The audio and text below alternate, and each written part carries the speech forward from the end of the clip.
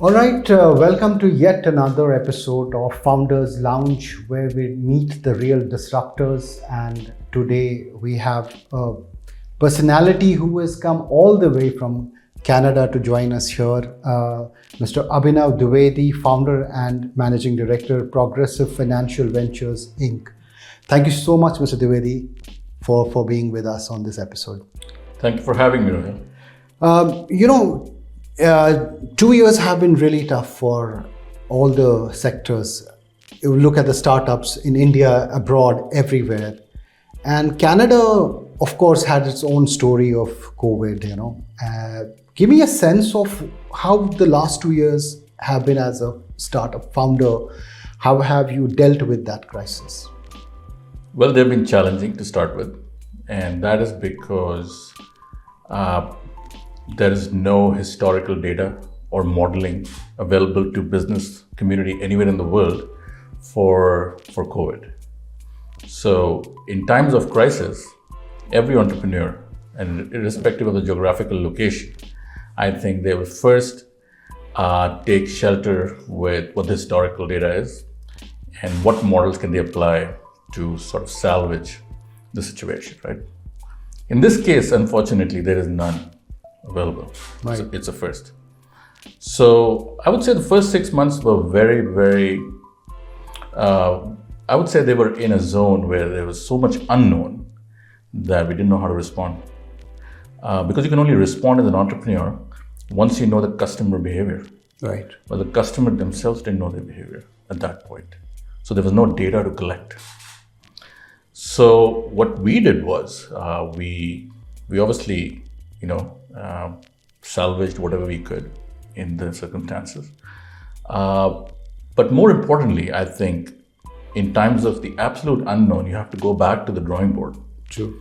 And for us, as an IT-based firm, we went to the drawing board and pivoted around a few important aspects. And if I can just name a few, which formed this prong that I call in my company, go back to your data, review it. Very importantly, review your technology because things have changed. Customer is gone, sitting at home, so have you. Now you need to pivot around the circumstances today. Yesterday is gone. And behavior, the customer behavior has changed, so has to be true for you, right, as a company. And last but not the least, very importantly, and many entrepreneurs I see miss that aspect, that you need to have a very firm strategy for organizational change management. You can review data, you can provide your analytics, you can have things coming out of behavior, you can train people. But if you don't have a plan to actually implement all this change right, under a managed approach, I've seen companies fail time and time again. And we were very careful about this aspect where, when I went to Harvard Business School doing management, they had this concept of change management, which talked about you freeze the organization where you inform people what they have to do, you train them, you implement it, that is, hey, whatever the changes are, technology, data, behavior, and then you unfreeze the organization. Again, more importantly, you monitor if the unfreeze change is working or not. So these are some of the things we started doing about 2 quarters into the 2-year pandemic and really started seeing results after a quarter. We were very nervous for a quarter that have we got it right? We are trying to develop models based on what the data is today, and that data has got no reference in the past. So this is what we did, and in about, I would say, 2 more quarters, we were running positive. We were running fine. Right. Now, that's some, of course, interesting story. I mean, how you have seen and dealt with the pandemic. You also have this unique positioning where you are an Indian based abroad, and India is booming with the startup success stories. From a lens of global lens, how within India we celebrate it, and of course there are many reasons, but from a global lens, how do you see when you talk about the success stories in India that you witness? I think every time I come to India or I read about India or see about India, I'm absolutely motivated. Like what the entrepreneurs have done here of late, and I talk about the Flipkarts and I don't know. There's so many others. Bharat Pay, Lenskart. I'm amazed. We talk about people, individuals who got on to do something and created, companies with thousands of crores in a very short span of time. So I'm very, very motivated myself when I see India through an international lens. And I think if you ask me why it is so prevalent in this country, I think we're a very dedicated, bunch of people. We take our education seriously. It's inculcated into our culture right from our parents. We focus on getting a good job. We work hard, and then when the right opportunity comes, you take it. You build something of your own.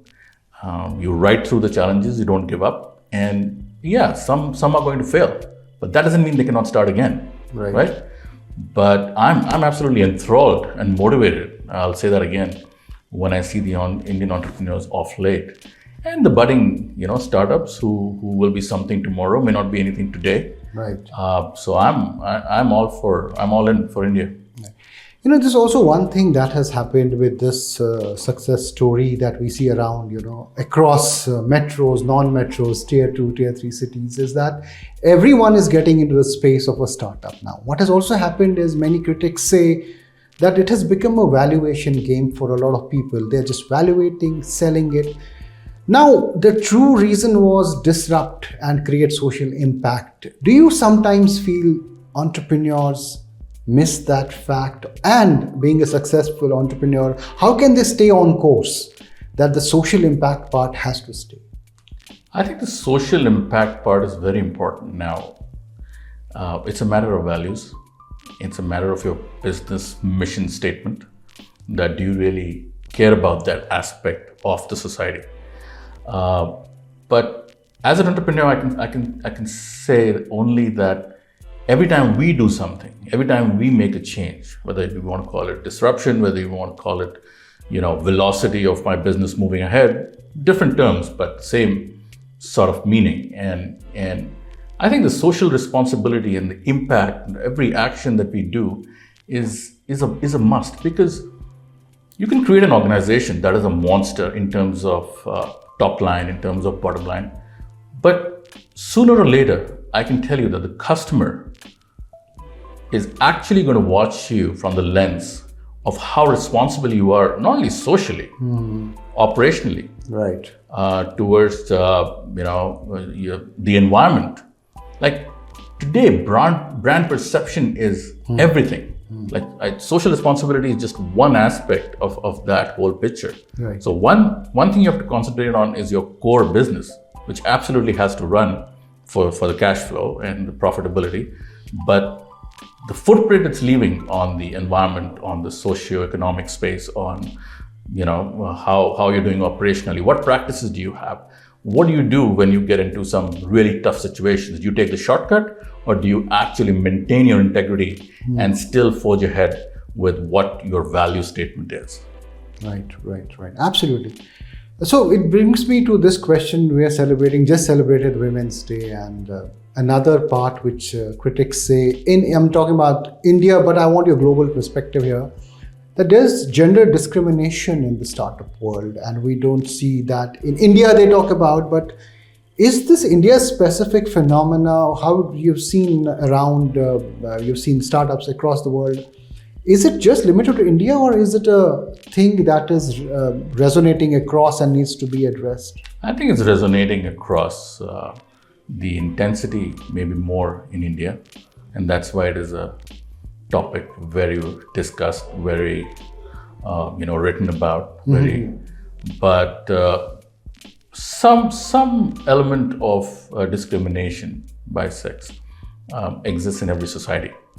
Has that changed every 5 or 10 years? Absolutely. I think in North America, I can say that women have equal opportunity Again, there'll be organizations where they don't, but that is very specific to the group of people sitting on top of the pyramid. They could be making those calls based on their character, their personality, their insecurities. But it's changing, you know. But to answer your question, no, I don't think it's just limited to India. It's just the intensity that is different in different parts of the world. So coming to your venture, Progressive Financial Ventures Inc., what is happening? What are new things that have been happening from the organizational, cultural front to the business front?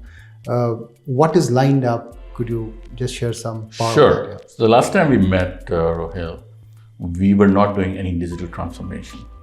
We have not only digitally transformed ourselves, but we are going into financial firms and transforming them. And as I said, the transformation is few-pronged. Get your data and look at it under new perspective. Doctors are doing their consultations on the phone. People are buying grocery online. People are geographically interacting with different offices so seamlessly, and all these inhibitions of shopping online, of talking online, have just been brushed aside, maybe forcefully, but now they are a reality. Now they're an accepted phenomenon. And that is what we want to cash on as an organization. We want to go into organizations and say, okay, let's review your data. Let's rebuild your models based on data today, because old models and historics don't work anymore. Let's look at your technology. How can we make your data work better? How can we make your processes? We're sitting in Businessworld. What happens when somebody walks in through that door and says, can you do this for me? How effectively can this process flow so that all the way up to the top, the information that has to be needed for approval can be seamless, can be made less fat? Apply technology around that and see, because if you don't, somebody else will. And that person is going to win. And you can't afford that today, right? With working from home, the IT cost for most average companies in North America has dropped by 35%. Take that. Pool of fund, and do something with it that is applicable to this scenario. Behavior change. You can make all these data changes and technology, but you've got to upskill your team. Right. And once you upskill, you have to manage the change through a process, as I said earlier, through the change management process. I keep coming back to that. You can build a whole machine, or a car, but if you forget to put the engine or something critical in an engine, it's going nowhere. It's just a piece of junk sitting.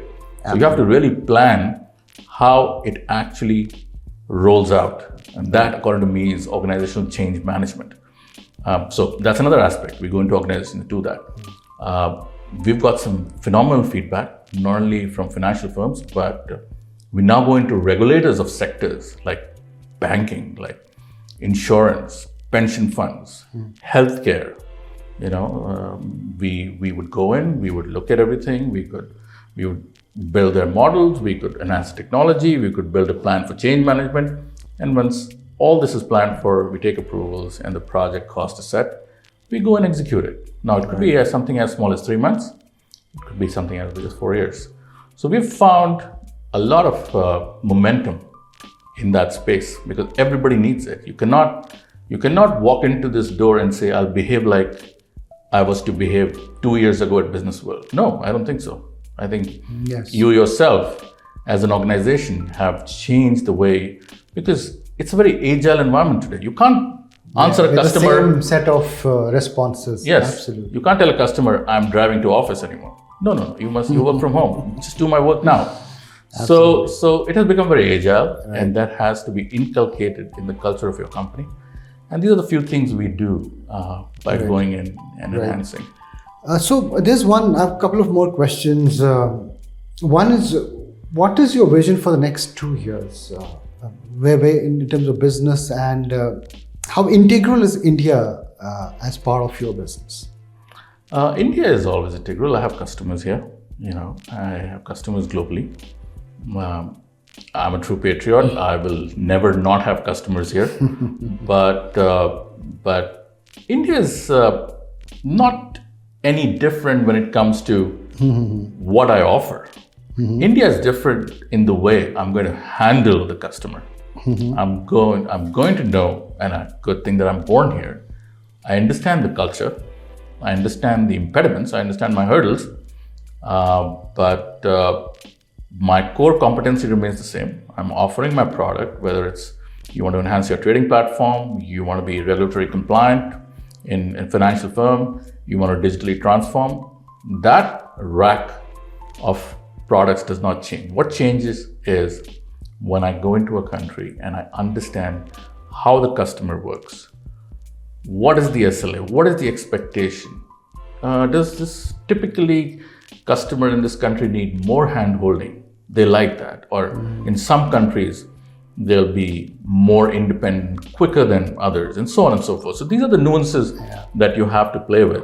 But India is always integrally part of my plan. Yes. Right. So, being an inspiration and this, and somebody who is, taken the success story out of the country, what is your message to founders, co-founders, budding entrepreneurs about, staying true to the course of their vision, also making a success out of the startup and not just having a startup?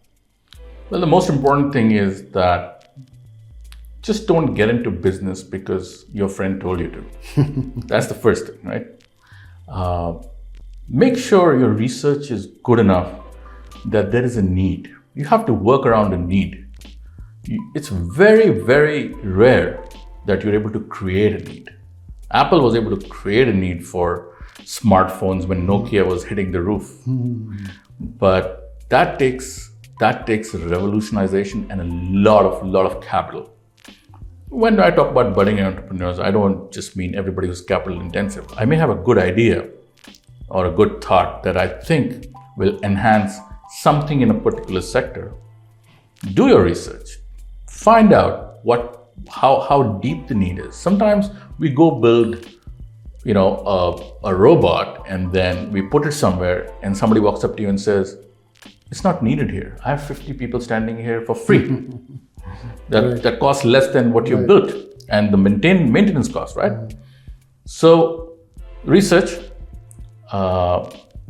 plan, don't rush into implementation, but don't give up, because if your research is good enough, then you may get traction a little bit late. But if the idea is good, if the philosophy of what you're trying to do, and we just talked about it, portrays the message of socially, environmentally, operationally responsible, people connect. Right. So I think the key word here is connect.